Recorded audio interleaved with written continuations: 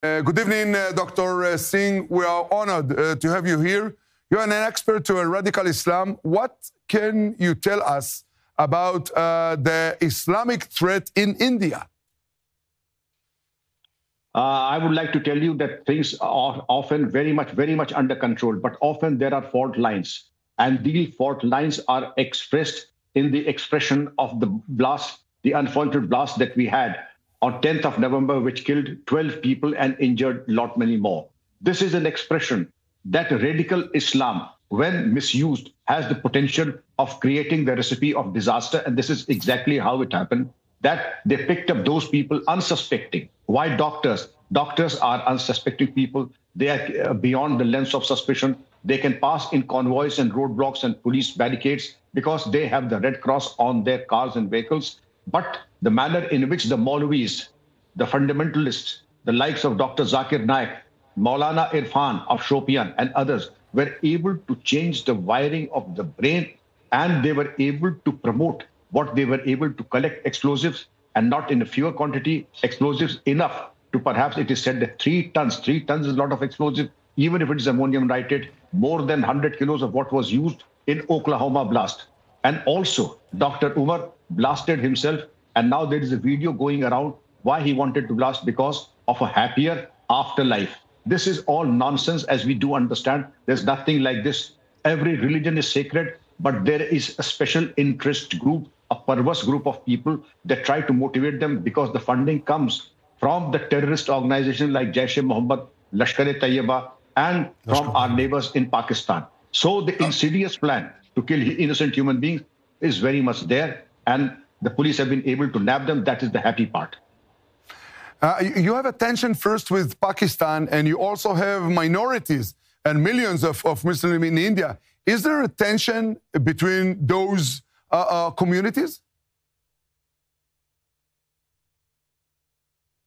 I'll tell you what the former Chief of Army Staff said, General Bipin Rawat. He died in an aircraft accident, but he said, India has 2.5 fronts, one Pakistan, one China, and 0.5 front, as you rightly mentioned, within the country itself.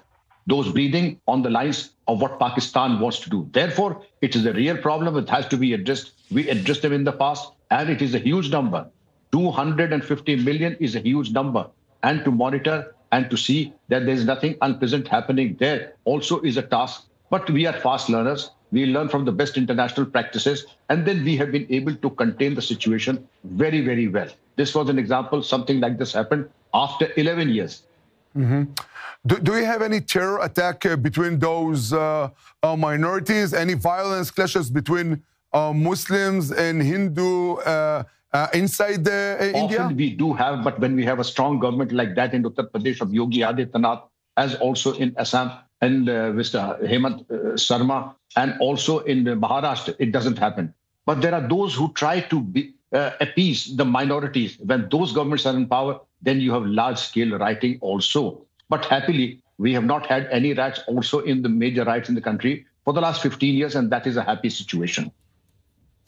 Do you see any similarities between what happened in Europe and Israel and the Middle East to India, which means a radical Islam, Muslim Brotherhood, radical agenda of Islam that pushing the Muslims towards the script is almost the same. The language may be different, the domain may be different, the land may be different, but the script is the same. The end product is the same, and the methods, I dare say, would also have to be the same, to have zero tolerance to illegal and illegitimate practice. Otherwise, you are quoting the recipe of disaster.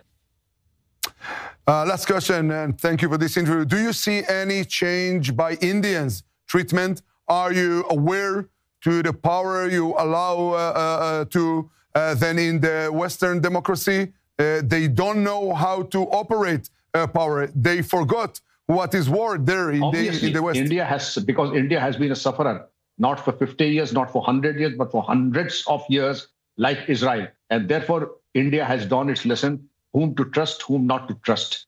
And to prepare for war is the surest guarantee for peace. Therefore, if you are fully armed and you are feared by the adversary, that is the biggest deterrence to any person who has dreams of misadventure against your people and your country. Therefore, deterrence, no-nonsense approach, and a certainty of punishment. That is the lesson that India has learned, and would like to say that this is the best and time-proof strategy that has never failed the country and anywhere. Well, I want to thank you, Dr. Vikram, for this interview. We wish you good luck in your very important mission. God bless Israel. Thank you very much for your time.